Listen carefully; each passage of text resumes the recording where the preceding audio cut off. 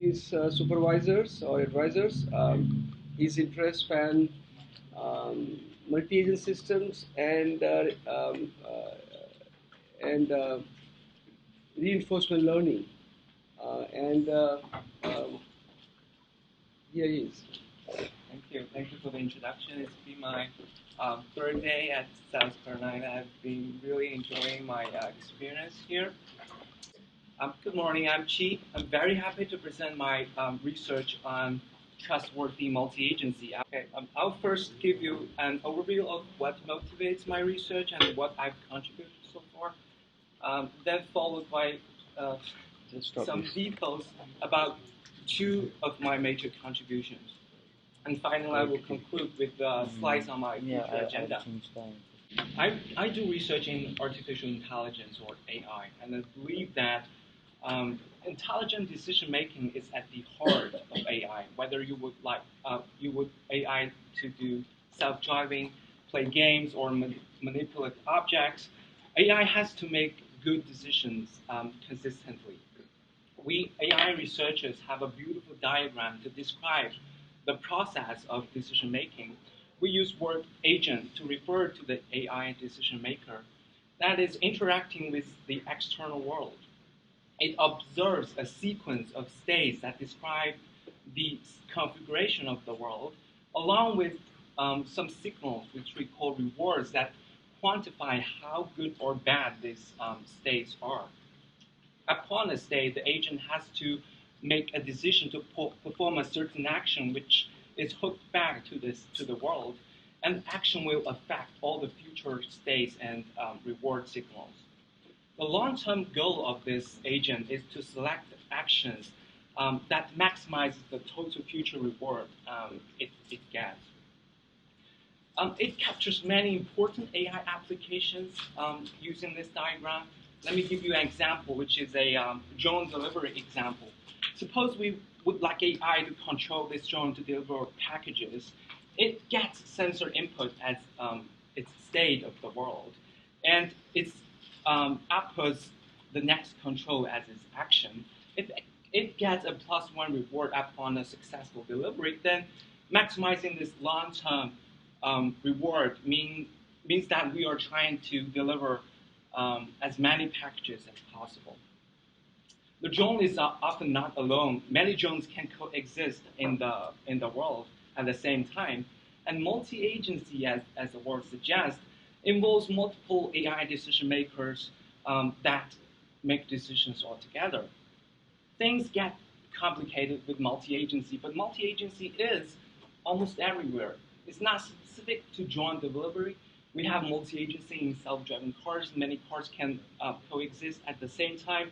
If we view human as a specific type of agency, we are seeing such multi-agency in human-computer, human-robot interactions. And a lot of other exciting applications, such as cybersecurity, where such multi-agency can happen. The presence of other agents in the world makes things, as I said, challenging, because one agent's decision can be dependent on another. Then problems like failure to coordinate, unsafe interaction, and resource misallocation can easily arise if we deploy all these agents at the same time. Towards tackling these challenges, we multi-agency researchers deliberately separate most agents from other aspects of the world, and to build and study the dependency among these agents. The big question that motivates my research is that how can we achieve such trustworthy multi-agent interaction or dependency, meaning that we want effective coordination, we want safe interaction among these agents, and somehow we want to interpret what the dependency is among different agents. Such multi-agency or such dependency can be easily found in our daily lives. Let me give you an example of this turn signal. Suppose the turning car, now wants to make a turn. It's required to use the turn signal to alert the other car that is waiting. This is a specific dependency that these two cars established on the fly. The turn signal can be interpreted as a commitment that the waiting car has made. Upon this commitment, the turning car is constrained to make the turn shortly, not too quickly, but not too late. In fact, our community use word commitment as a specific type, specific form of dependency among these two cars, for example, and it's also the topic of my thesis. And most of my contributions are on this kind of dependency among different engines using this commitment notion. And most of my contributions are to improve the theoretical understanding of such process. And in particular, I study how can we specify, how can we formulate such a dependency between two agents.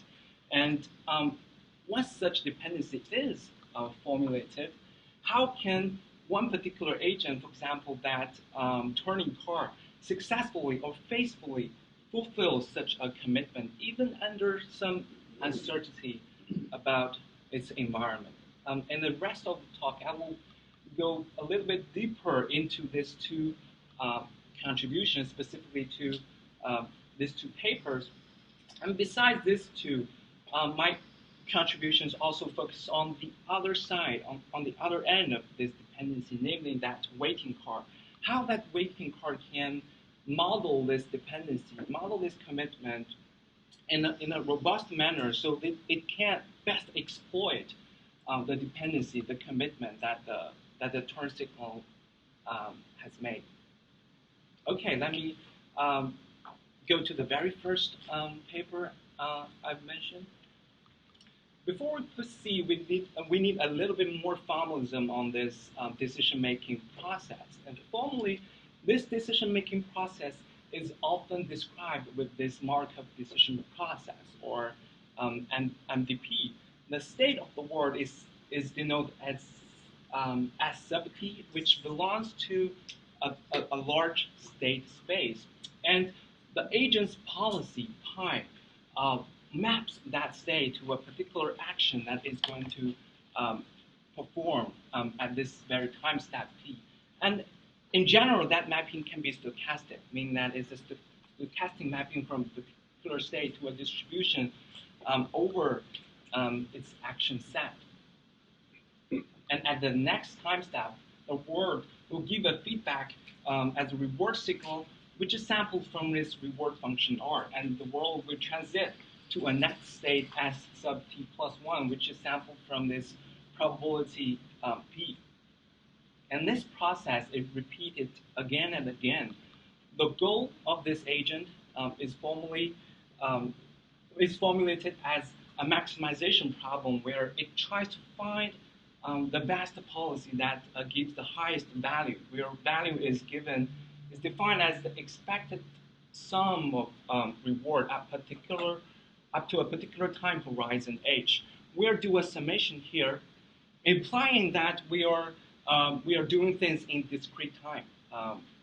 But this thing can be also seen in continuous time diagram. But in this talk, I will stick to this discrete time procedure. Okay, and once we have such a formalism, we want to model the two cars, for example, the waiting car and the turning car, which are linked with this commitment notion. And two cars will be operating in their own MDPs, but the two MDPs are coupled with this commitment notion. And the turning car who sends the turn signal will be tagged as commitment provider, and the other car will be the commitment recipient. What a commitment means for this car is that once a commitment is made, is established, it means that the turning car, the state will transit in a specific manner. At the very beginning, it's here, but after a period of time, it commits to transit to this state space where it has successfully made that turn. And formally, when we use our language to describe such state transition, we use two parameters, phi and t, in this commitment to specify this transition, saying that by time deadline t, such transition has to be successfully made, where this phi basically describes the state after the commitment is successfully realized. There could be some special cases where this commitment will be canceled by this turning car. For example, if the light turned red, if there are pedestrians crossing the road, then it sort of should or has to cancel this commitment. And we sort of also take this scenario into consideration. And how do we formulate such emergent situation? We sort of use a specific parameter P that describes the likelihood or the probability that this transition is successfully made. And these three parameters basically formally define what a commitment is in this with this MDP formalism. And formally, if we focus on the provider side, focus on the turning car, once it has made such a commitment, it tries to find a best policy that gives its highest value, subject to the constraint that this policy will transit itself to this phi state space by time t with sufficient likelihood. And we see that this probability basically plays its role in this constraint, in the sense that if we have a lower probability p, then the constraint is weaker, and in general, the value of the provider will be improved with the lower probability. And it's generally the case in the sense that if we have a weaker commitment, then the provider is going to have a higher value in the sense that it's less constrained. But if we move to the other side of this commitment, we have a different interpretation of the commitment in the sense that the waiting car is initially here. It will be very happy if that transition is successfully made, in the sense that now the road is clear so that the waiting car can go. But if that commitment is not realized, then basically the waiting car has to wait a bit longer. So it prefers that the commitment is realized by the provider. And formally, the recipient, the waiting car's value, it's trying to find, its objective is trying to find the policy that gives it the highest value, conditioning on the fact that the transition will happen, the commitment will be realized with this sufficient likelihood. And it prefers that this P is going to be higher because, as I explained, higher P will give its higher value. And we have a tension here in the sense that from the recipient's perspective, it prefers a stronger commitment. So how do we solve such a tension between the two ends? Well, in this project, at least in this paper, we take the perspective that a commitment should be found in the sense that a best commitment optimizes the joint value of the two. And since we want to do a maximization problem over these three parameter spaces, such that the joint value of the two is maximized.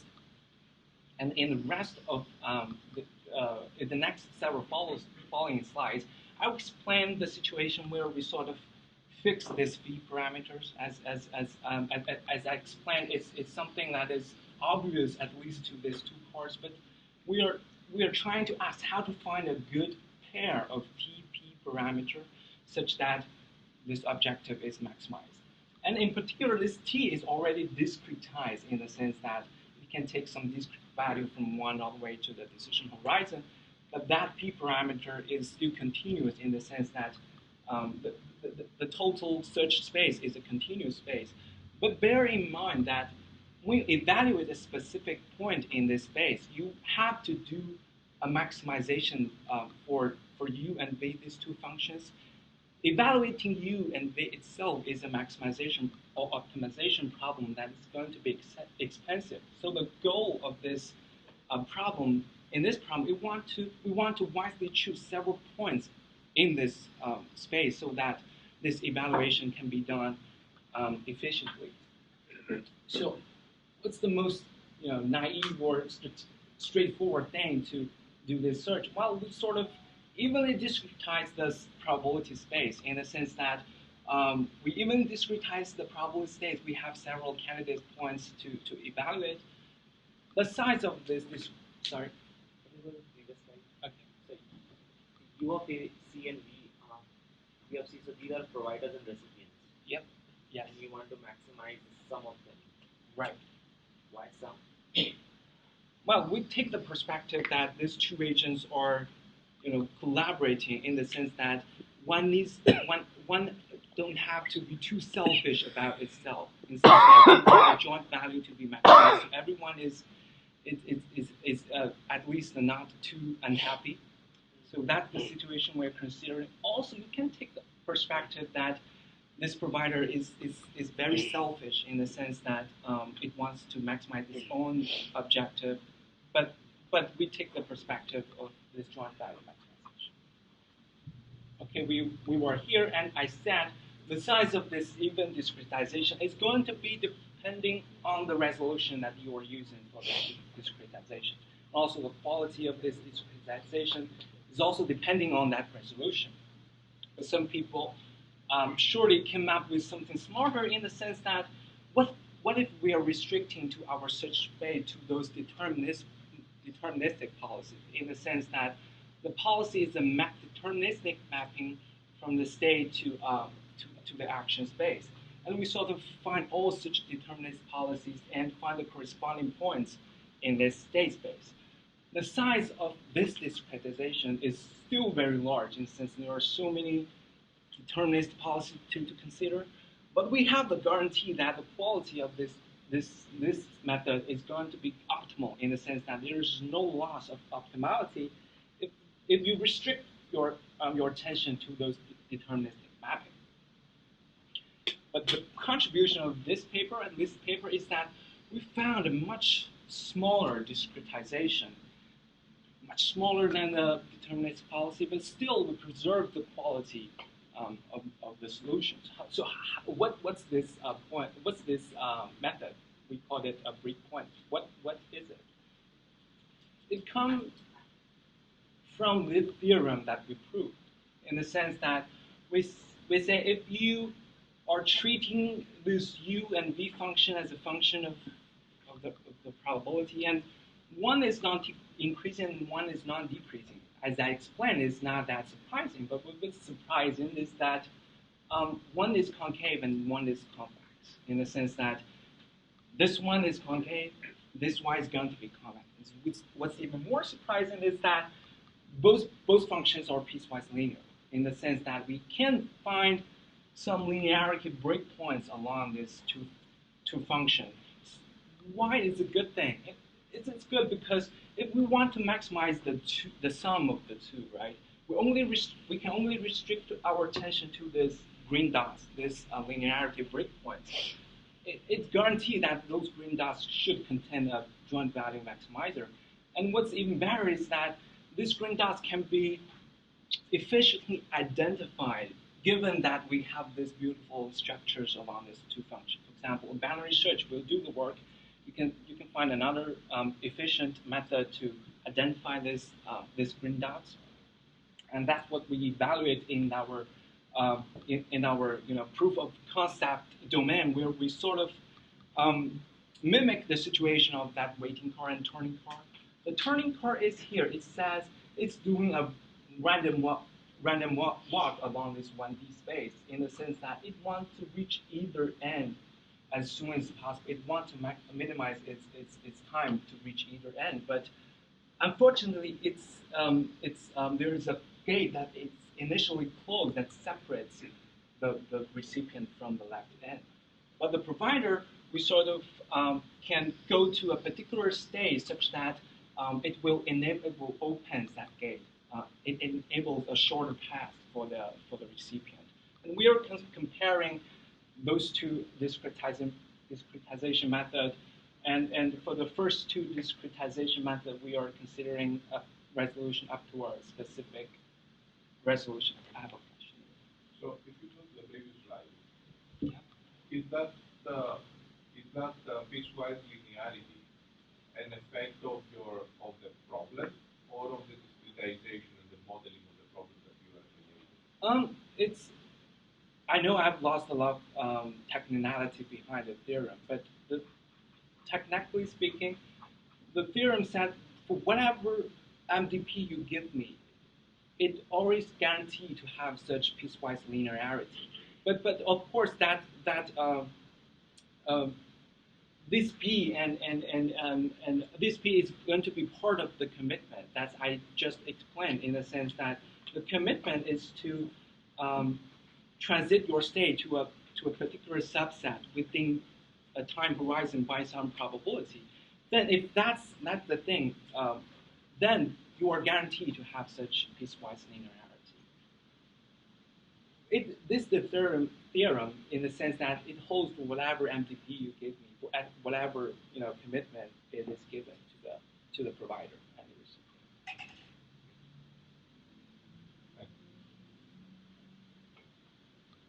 Okay, we're sort of comparing those discretization methods, and on the left diagram I show the joint value that they found, in the sense that as you increase the resolution, of course, those two methods will eventually catch up with our breakpoints method, but it uses more computations. Okay, let's have a brief summary of what we've achieved so far. We're sort of saying that the two sides have their own MDP linked with this commitment, and we have sort of a centralized coordinator that have access to every piece of information of these two MDPs, and we use such centralized coordinator, that breakpoints method, to find the best commitment as we can. But in many scenarios, there is no such centralized thing out there. For example, in that turning card and waiting card problem, one card is going to have some uncertainty about the other card's situation. There's no centralized coordinator that coordinates the two cards. So the job of my next slide is I use a single slide to try to illustrate the point, my idea to sort of remove this centralized coordinator. We only have these two agents on the table right now, and one agent has some uncertainty about the other, in the sense that I cannot do a centralized computation to compute the commitments, a single commitment. So what should I do? Well, we sort of saying, what if the provider sends to the recipient a set of candidate commitment formulated as a query, in the sense that, well, I'm particularly sure that I'm satisfied and very happy with this three element. I'm not sure what works best for you. So the recipient sort of, upon receiving this query, decides the best one in the set that maximizes the joint value. It's sort of we use such an iteration of communication to improve the knowledge of both sides. In a sense, we will find a better commitment than if the communication did not happen. So what's the theoretical understanding of such a process? We've sort of proved a theorem such that over all such kind of communication scheme or mechanism, such a commitment query scheme I just explained is sort of the best scheme that you can find. It's sort of the theoretical guarantee how this commitment query can work. But what's even better is that the breakpoints discretization I just explained will contain an optimal query. You can find different queries from different sets, but the search you also have such searching problem over this space. But the theorem tells that there's no loss of optimality by restricting to this breakpoints method when you are adopting this commitment query communication strategy.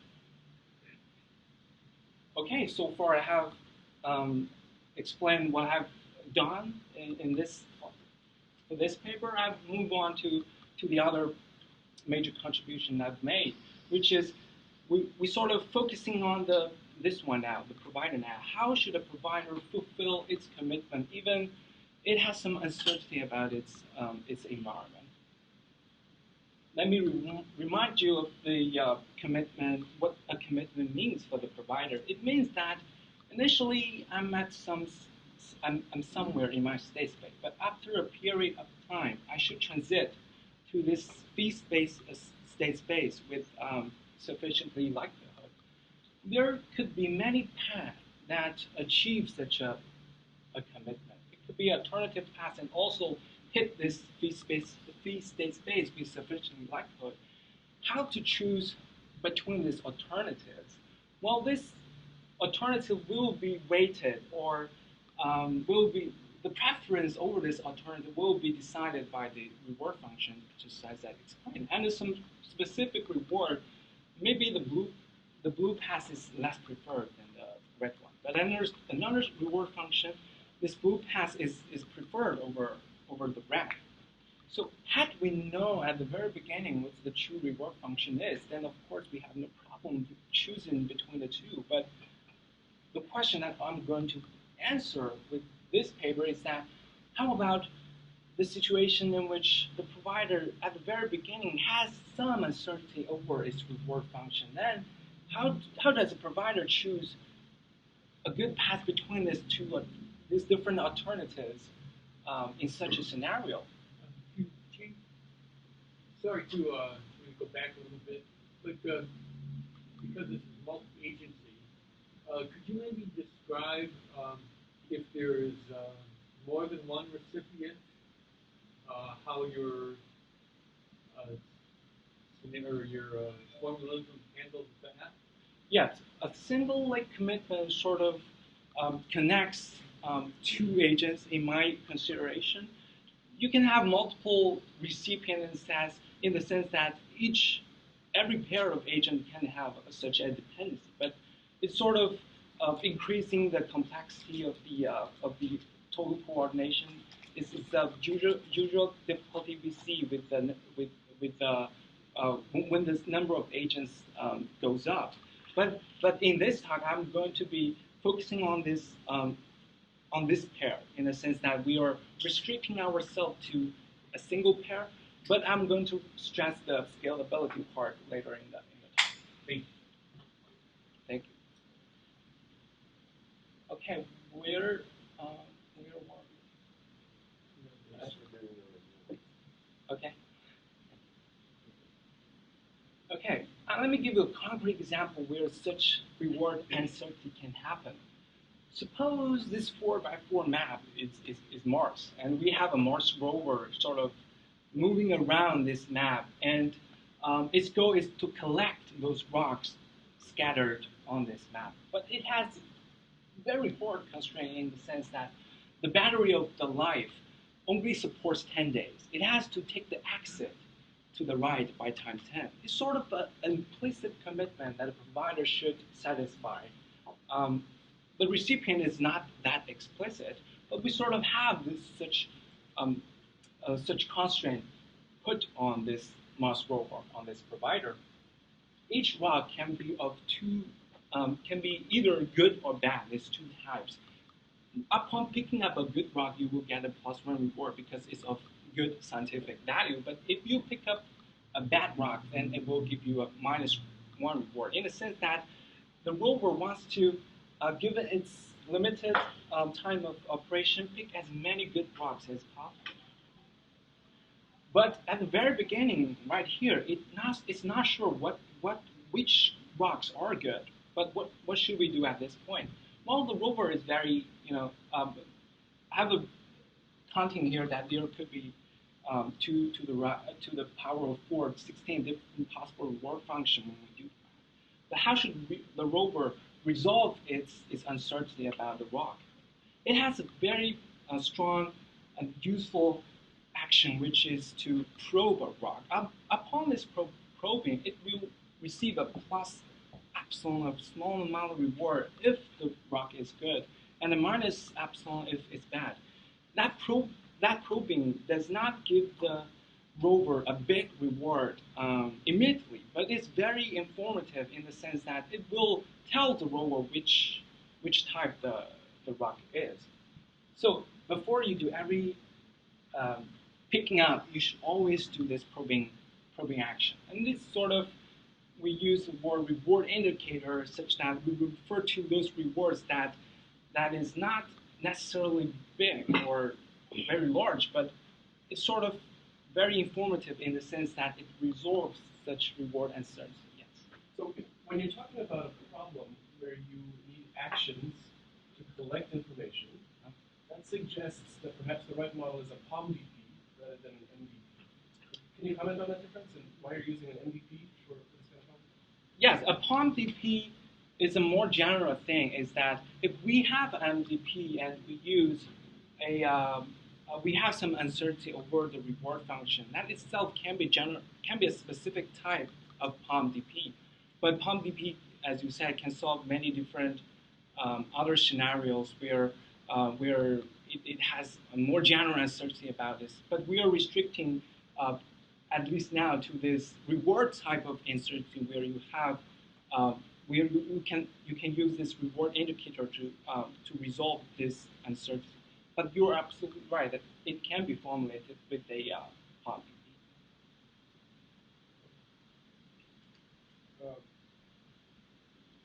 On a different venue, this technique, if we're talking about scalability, how big grids can you handle? How big? Grids. Great. So This the grid grid. would be, this one is 4x4. Yes. Your technique can reasonably handle up to what size grid? I have tried 10 by 10 and it's okay. It's okay to do that. But you are right that the problems that we are trying to do are typically adopted by researchers who really are proving the ideas of their methodology instead of they are trying to apply their technique to some real world problem. But 10 by 10, at least by so far, it's a pretty impressive problem space for this, for example, POMDP problem.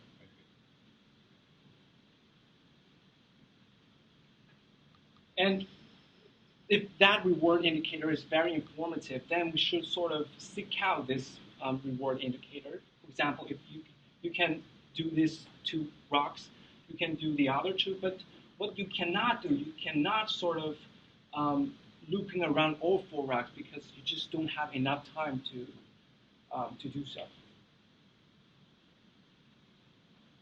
That gives us a recipe of solving the problem in the sense that if you have a reward indicator and it tells you what the true reward function is, then you definitely should seek out this reward indicator and remember them.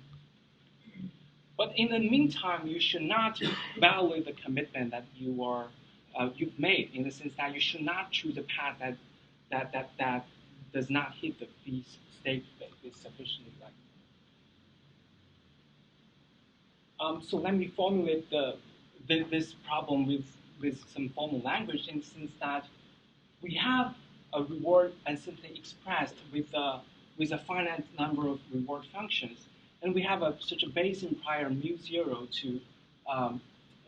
to express the initial belief of the provider over this candidate, and its objective is to maximize the return on the value of its policy, where that value is taken with respect to the initial distribution, prior base and prior. And how do we solve this problem? We sort of have a good recipe in the sense that we want to remember those reward indicators in the sense that we have to find a policy that maps all its previous experience up to a next action, not just the current state, because those previous experience sort of contains those reward indicators that you should remember. But in the meantime, we have a constraint that this policy is subject to the commitment. We immediately see a great challenge when we solve this problem in the sense that we do not have a very convenient representation for this sequence to action mapping. It's going to be not that trackable. In order to improve the trackability, because we are in a Bayesian setting, we sort of can use the posterior given this prior experience to do this mapping. There is no loss of information if we do so. So the very first smart thing is to improve the trackability with this spacing prior. Okay, that sort of gives us the very first solution to this problem in the sense that at the very beginning, I sort of looked forward all the way to the horizon to find all such basing prior, basing posterior with up to the horizon, and sort of find a good path that hit the feed state space with sufficient likelihood. This is so-called commitment constraint full look-ahead method that we coined in the sense that commitment constraint part is by the fact that it's going to find such a good policy. It's called full look-ahead because we are doing a look-ahead all the way to the horizon. It sort of solves such a problem where each rock will have its basing and posterior or prior. Upon a particular, it's initially 50-50 because we don't have a preference, have a bias initially. But once you do have such reward indicator, you sort of fully resolve such uncertainty, have a perfect bias over one of the two when you do a reward probing. But we are considering that's the perfect case. In many cases, this reward probing might be noisy in the sense that it only succeeds with some high likelihood, but not perfect. If that's the case, we immediately see a problem of this full look-ahead method in the sense that the space of the posterior distribution will explode with the time, and this sort of do not work even for this 4x4 case. And how do we improve over this?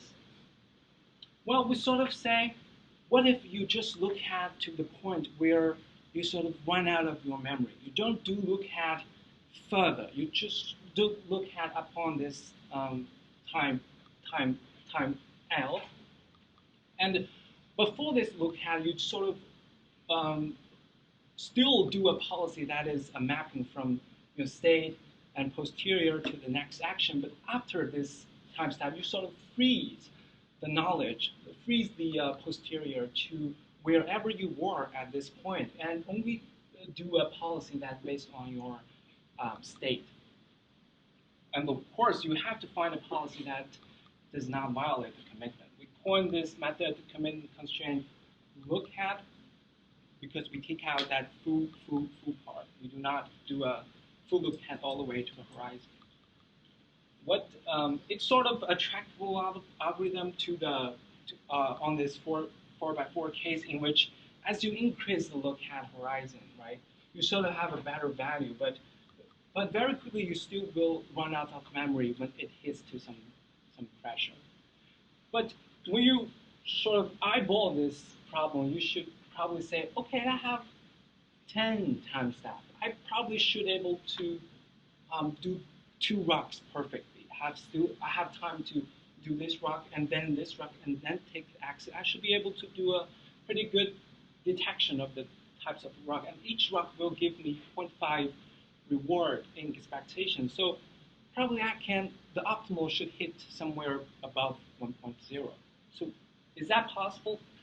Well, it's not that possible with this CCL, but we sort of improve the prior method with the online version in the sense that we started with the previous diagram saying, I took some steps with this diagram and up to a particular time point, say I, where I sort of repeat this look ahead to another L steps into the future. And I sort of modify this policy in a non-line minor, but with the constraint that it will hit the feed state space with sufficient likelihood. We call it commitment constraint iterative look ahead because this iteration happens in a non-line fashion. And it sort of hits some point way above this 1 point threshold. We sort of saying, wow, it's able to do more than 2 rocks, but not every time it can do a third rock. Okay, let's have a brief summary of what I talked so far. We have these 3 methods sort of in a sequence in the sense that they are all commitment constraints. They fulfill the commitment faithfully. solution of the first one is optimal, but often it's intractable. The second, the solution and the competition heavily depends on this look-ahead method. But the third, we sort of improved this offline method with an online iteration method that use this iterative look-ahead idea. I have presented two papers on this slide, but I have not had a chance to present many others, including I've talked about. Can I ask a question here? Since you seem to be changing the next topic. I mean, I don't mean to become the POMDP guy here, but I suggested a different way of modeling these kinds of problems. And I'm curious as to whether the method you proposed here, have you demonstrated that performs better than, let's say, an equivalent POMDP formulation using say the POMDP solver? Yeah, this method, of course, those problems can be formulated with the POMDP, except that we have a particular constraint putting on the POMDP. We have many POMDP solvers that the core idea is to sort of aggregate different beliefs into a sort of a macro belief, so that we sort of reduce the size if we branch over time.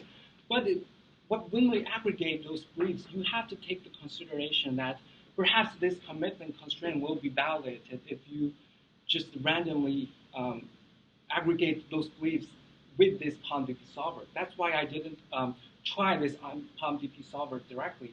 But you are pointing to you are right that we are having possibly a new algorithm that will aggregate those beliefs such as those POMDP solver did, in the sense that we have to take the consideration that those aggregation won't affect the commitment constraint arbitrarily. So there are, as far as I know, there are some solvers that will take a secondary objective or constraint into consideration, but it's only a recent thing. I sort of did this thing like 5 years ago. It's like 5 years ago or 4 or 5 years ago I started doing it.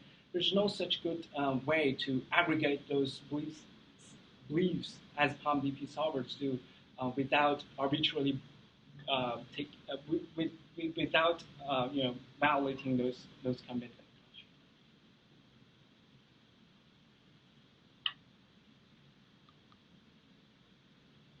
Okay, so I haven't talked so many other projects I've done so far. I've talked about how the reward function uncertainty about reward can be addressed.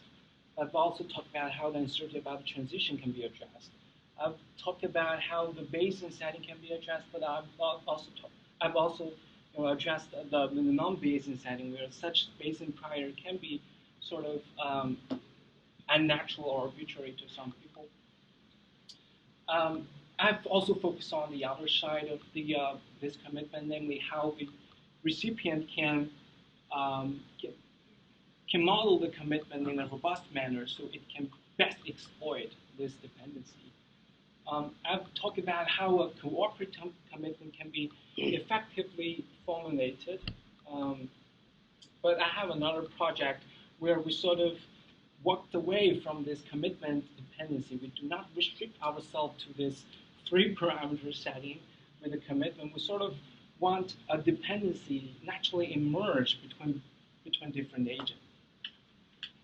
With each agent equipped with neural network architecture, and we try to jointly solve a problem with some reinforcement learning method.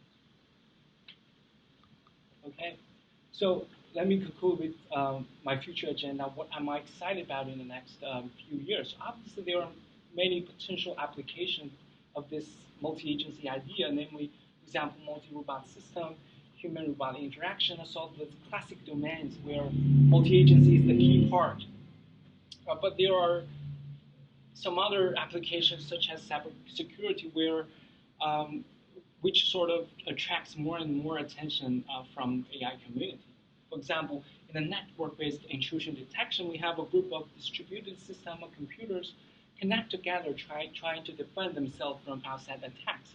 There is some effort that try to model such interaction with this multi-agent idea.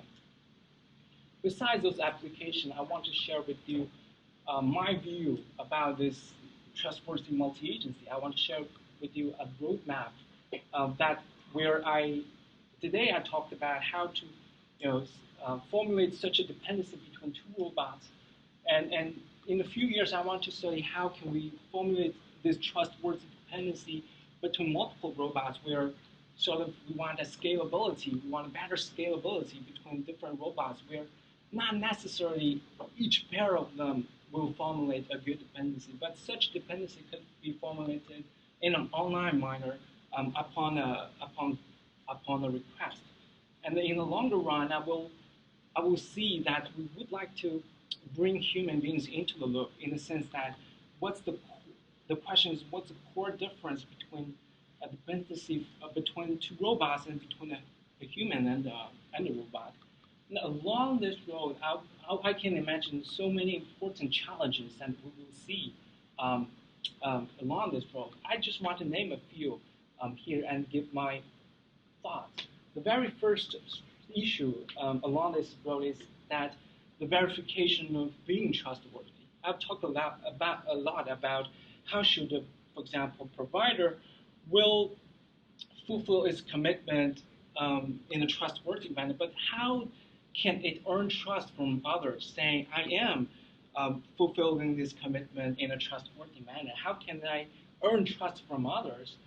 In this concrete context, I have a problem saying how to come up a trust rating system for a commitment provider. It is fulfilling commitment as it claimed, but how trustworthy it is. And there are so many other concerns that recently have been brought up by the AI community. For example, what if we take a broader view, saying how to come up with a safety or trust rating system for a general intelligence system? That system could be, in general, data-driven in the sense that we sort of do not have access to the true policy, the underlying policy that the intelligence system is adopting because, for example, intellectual property issues. But we can sort of observe the data generated by this system. So how can we come up with a rating based on this data? And the second issue arises when we want to try to incorporate human beings into the picture, in the sense that we human beings have a lot of common sense when we accomplish tasks, when we establish dependency between each other. For example, we are supposed to be polite to each other. When we ask someone to bring some food, for example, from the kitchen, it would be better if that person will also bring me some forks or knives along with the food, and we sort of want the AI agents to learn such common sense from observing the interactions that human beings daily do. A concrete idea is to put an inverse RL idea to learn the reward that human beings are trying to optimize in our daily life. And that reward, for example, can be decomposed into a task-dependent reward and some common sense, maybe plus multi-agent reward, in the sense that, for example, when bringing a food is task-dependent, but it's a common sense that you should bring some forks and knives with the food. It's a multi-dependency reward if you do not turn off the light if I'm using the light. So we human beings are sort of very good at specifying this task dependency reward to a robot, but it's not that easy for us to specify all the reward that we are adopting with those common sense and dependency reward. Can we sort of learn such reward if we cannot verbally specify? Can we learn such reward from our human behavior? Sort of the very good question if we want to bring human into the picture. And lastly, I want to focus more on this interpretability and performance trade-off in multi-agency, in the sense that we sort of have a good thing thing right here that has great interpretability. You sort of can interpret what the dependency is between two robots or two agents with this commitment idea. But some people might find it's too constrained in the sense that we have this three-parameter thing that describe what dependency is. But there are not now many modern techniques that sort of try to learn the dependency between two robots with some black box methods such as neural networks. The hope is that such dependency can be learned from the interaction of two robots in a tabula rasa manner. We have sort of better performance for this method in terms of scalability and generalizability, but sort of in many cases we've lost the interpretability in this diagram. So such trade-off is very, to me, is very bothering, and I want to make better understanding of how can we get the both of the two worlds. So as you start to replace machine robots with the human in the loop, this isn't there techniques for modeling human, is that understood, or where would you go to get a sense of that? So the point of this bullet is that through the interaction, there are many different types of interaction between a robot and a human. So very often what the human does to a robot in many interactional applications to tell the robot what to do, what I want. But that telling is sort of most task dependent. It's not capturing the common sense of the underlying desire, many other issues I care about. But by learning such common sense, we sort of can apply such common sense idea to many different tasks, right? This task dependence varies from task to task. So do you mean by common sense, like what we talk about generally human common sense, like if you turn the glass with water, the water will fall, or do you mean more like deeper modeling of the domain in which you are working? Let's say you're working the common sense, just like what you said. If you put a cup and drop it on the ground, it should break. But that common sense, you cannot expect that common sense to exist if you design a robot in a tabula rasa manner. You have to build such common sense or knowledge into robot, such that when the robot try to connect the human with some specific type of dependency, it sort of has this common sense already embedded in itself. It's sort of focusing more on the task dependent or the true reward or the true desire that you are trying to specify at the moment.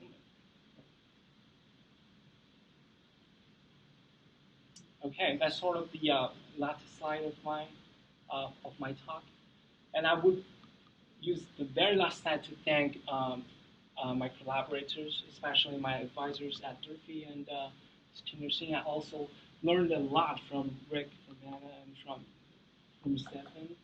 And lastly, I want to thank South Carolina. A big thanks to South Carolina for your invitation. I've been so happy to present my stuff here to you. Thank you.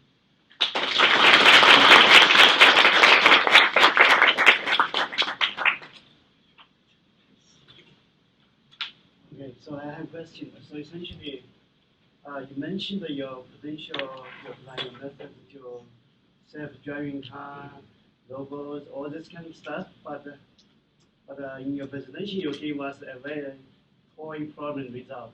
Yes. So have you really applied this model to like a real world problem, or if not, what are the obstacles that hold you? Right. So there are many real world problems that nowadays people are seeking out using for example function approximators like deep neural networks to solve this large domain problem.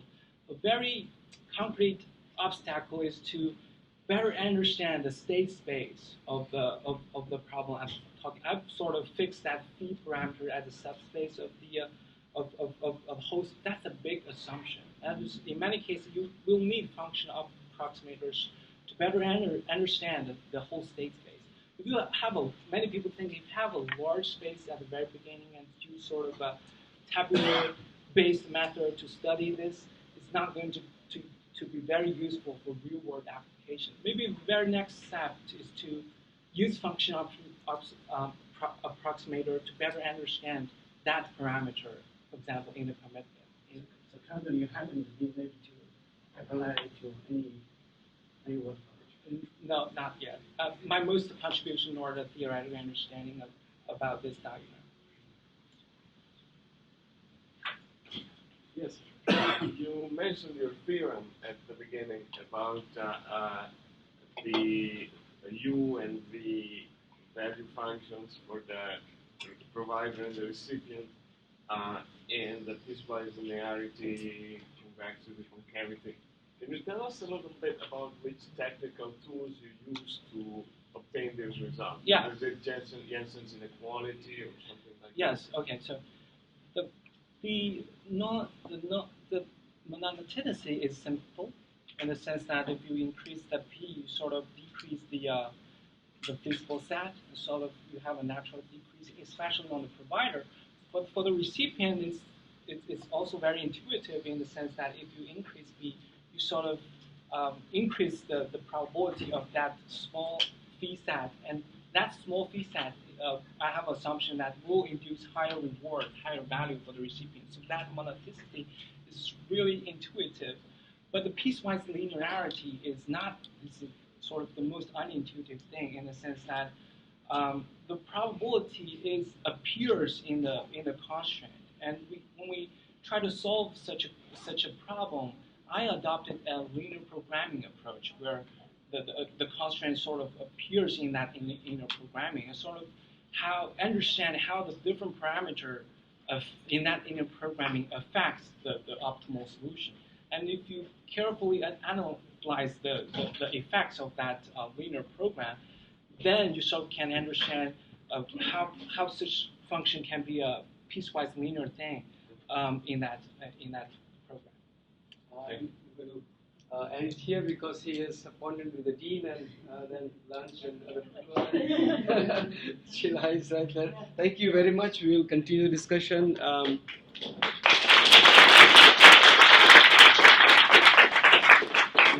Anybody wants to meet, will be with me at 3:30 to 4:30, and we can meet or